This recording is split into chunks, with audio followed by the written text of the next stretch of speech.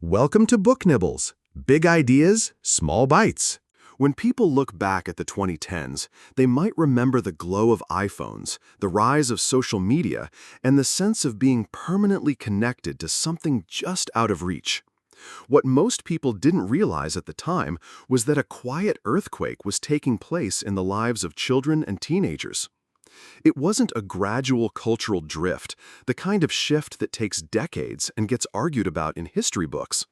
It was a sudden rupture, a dramatic and measurable change that altered the very architecture of childhood. Jonathan Haidt, in The Anxious Generation, takes us by the hand through this rupture and helps us understand not only what happened, but why it matters urgently.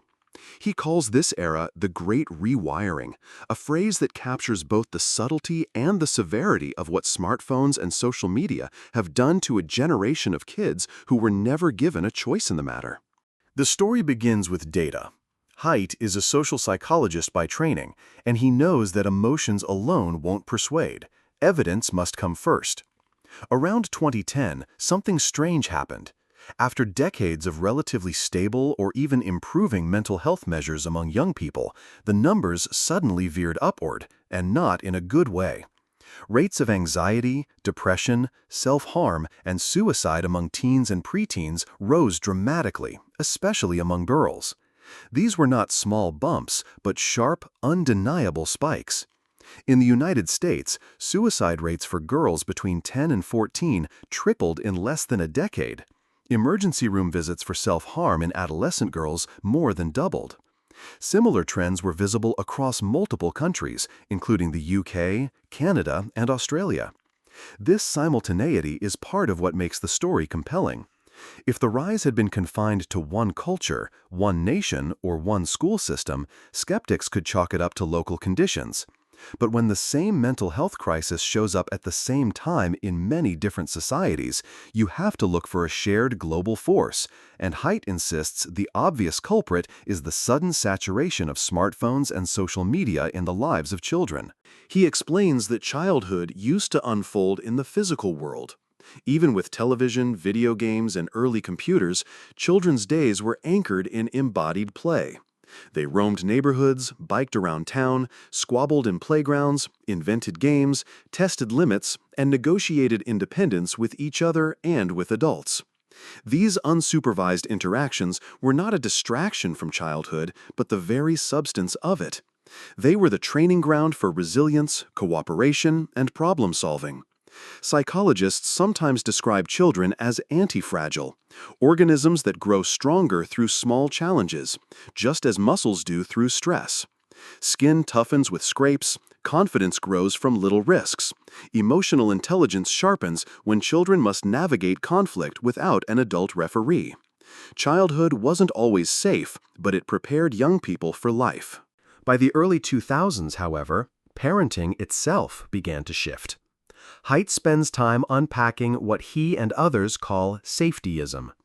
Parents, driven by fears of crime, stranger danger, and competitive educational pressures, became less willing to let kids play freely.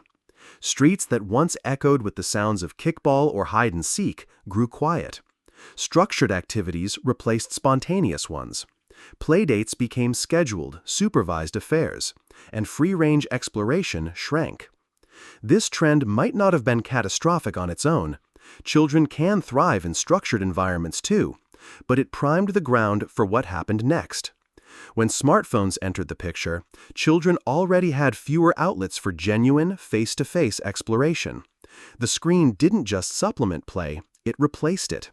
The digital world rushed in to fill the vacuum that real play and independence once occupied. The problem, Haidt explains, isn't technology in general. A smartphone can be a useful tool, a pocket computer with maps, messages, and knowledge at your fingertips. But for children and teenagers, it wasn't just a tool, it became an environment. Social media platforms in particular reshaped the rhythms of adolescence. Platforms like Instagram, Snapchat, and later TikTok weren't neutral communication channels. They were meticulously engineered ecosystems designed to maximize engagement. They offered infinite scroll, algorithmic recommendations, streaks, likes, and follower counts, all psychological hooks pulling young people into constant comparison, vigilance, and performance. Instead of looking out into the world, kids began looking down at their screens, and even more damagingly, inward at how others saw them. Adolescence has always involved some self-consciousness, but social media turned it into a 24/7 talent show where the audience could cheer or boo in real time. Haidt illustrates how this affected boys and girls differently. For girls, social media often exacerbated internalizing disorders. They were exposed daily to carefully curated images of beauty, popularity, and success, images that invited endless comparison and self-criticism. Even strong, well-adjusted girls found themselves measuring their worth in likes and views. A bad photo could spiral into a bad week. Online drama and cyberbullying carried wounds that didn't heal overnight because the phone followed them everywhere, even into bed. Girls who might have navigated typical adolescent insecurities in the past were now marinating in a soup of impossible expectations and digital gossip. Boys, meanwhile, were more likely to drift toward gaming, YouTube, or online pornography. While this didn't always create the same kind of depressive spiral as social media, it presented a different danger: detachment. Many boys found solace in virtual worlds where skill and progression offered a sense of mastery missing from real life. Yet the time investment came at a cost. Hours spent gaming were hours not spent developing friendships, exploring passions, or practicing social skills. For some, the lure of porn introduced a distortion of intimacy, shaping unrealistic expectations and making real relationships more daunting. In both cases, girls' struggles with self-esteem and boys' drift into disengagement. The result was a generation less connected to the real world and less equipped to handle its challenges. Underlying these patterns are what Haidt calls the four great harms of the phone-based childhood: social deprivation, sleep deprivation, attention fragmentation, and addiction. Each one feeds the others. Social deprivation occurs because face-to-face play and conversation are displaced by digital interaction.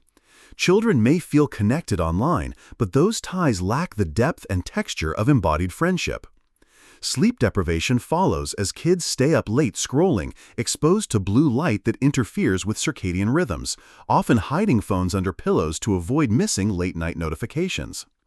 Attention fragmentation arises because constant pings and the temptation to check a device erode the ability to concentrate deeply on homework, reading, or even a long conversation.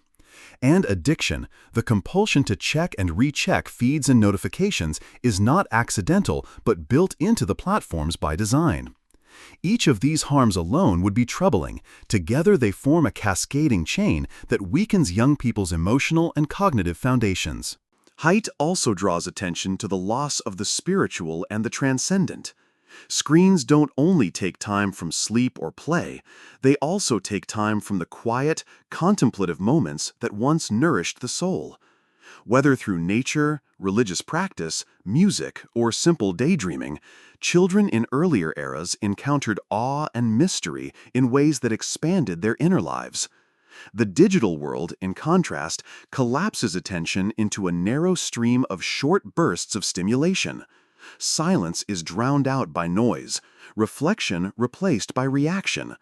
The result is not only a psychological crisis, but a spiritual thinning.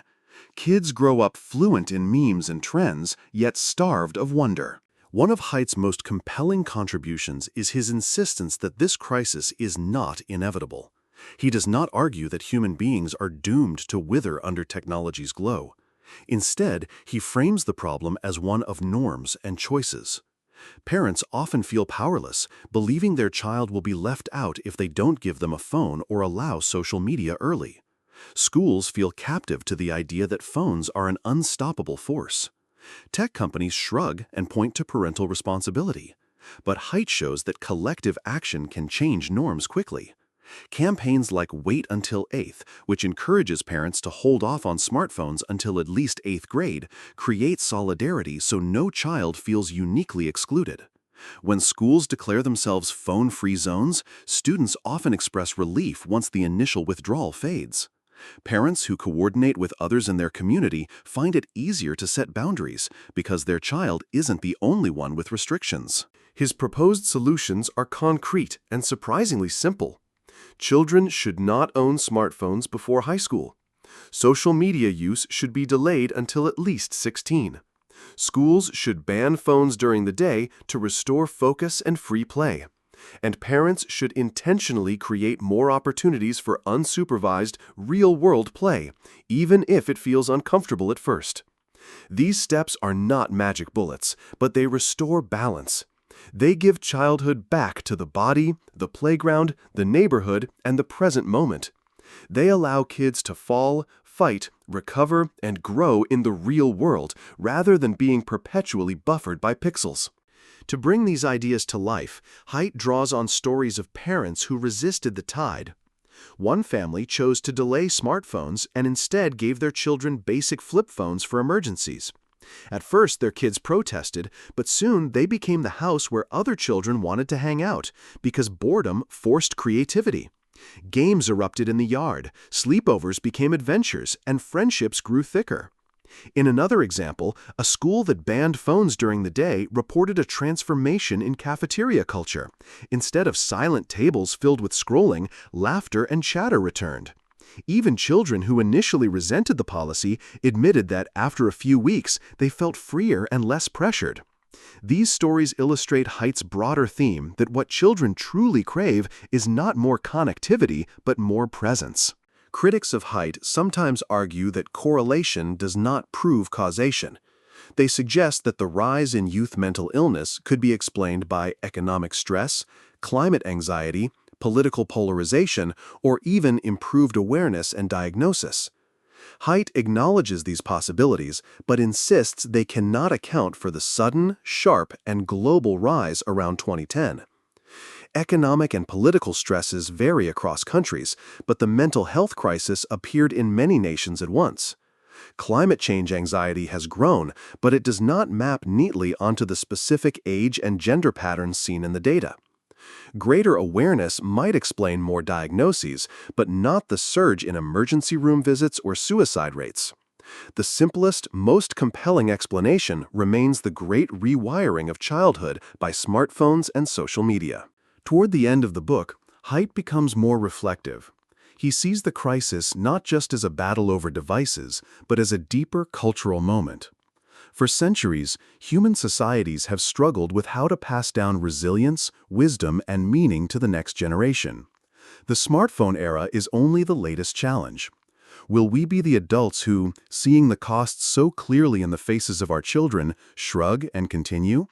Or will we be the ones who course-correct, who reclaim space for boredom, risk, and wonder? Haidt's answer is hopeful. He believes change is possible, but only if parents, schools, policymakers, and tech companies act together. The stakes are high, not just for this generation of anxious kids, but for the future of community, democracy, and human flourishing. As you turn the last pages of The Anxious Generation, you cannot help but feel both alarmed and inspired. Alarmed because the data and stories reveal real suffering that cannot be brushed aside as teenage drama. Inspired because the solutions, though challenging, are within reach. The book leaves you imagining what a childhood could look like if we stepped away from screens a little more often. Sidewalks filled with bikes and laughter, parks buzzing with tag and soccer, bedrooms dark and quiet at night, classrooms alive with conversation, families lingering at dinner tables, and young people growing not anxious but strong. Haidt reminds us that the future is not written by algorithms but by choices, and that the anxious generation may yet become the generation that taught us how to live well again. And that's it. The Anxious Generation by Jonathan Haidt. Thanks for listening to Book Nibbles. If you enjoyed this bite-sized book, don't forget to subscribe for more quick, insightful summaries. See you in the next nibble.